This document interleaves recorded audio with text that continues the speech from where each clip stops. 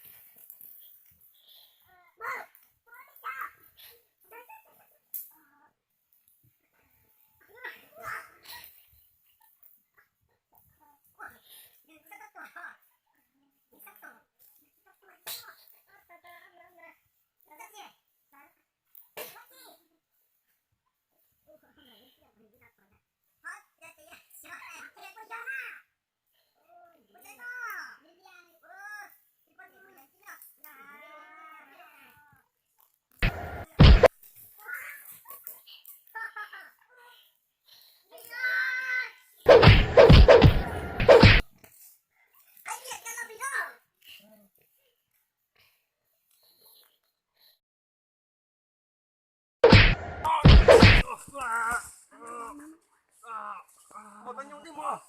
Thôi nhung Nhung à? nhung thôi.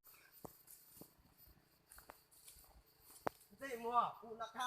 Ôi gì tôi bỏ chén nào? Sao? Chưa chào. Sao? Kéo mau luôn. Bỏ chén à? Sẽ sao bỏ chó từ? Mua.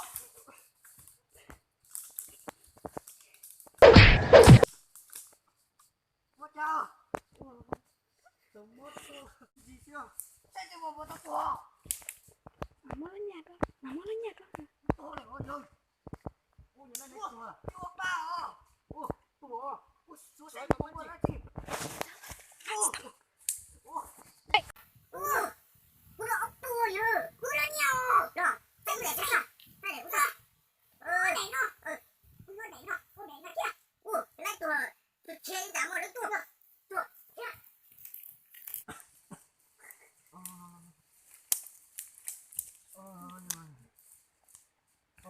Nhưng mà đây mà thấy xa. Anh gì mà được? Mua nó cái thằng ốc mua tanh nhá. Mà nó lui nhạt mua tay nhá. Tiền nó có lay mà thế. Tiền nó lay mà. Trời mà lên tàu chứ. Chỉ xem một nền rong nha. Tiền này thấy đó.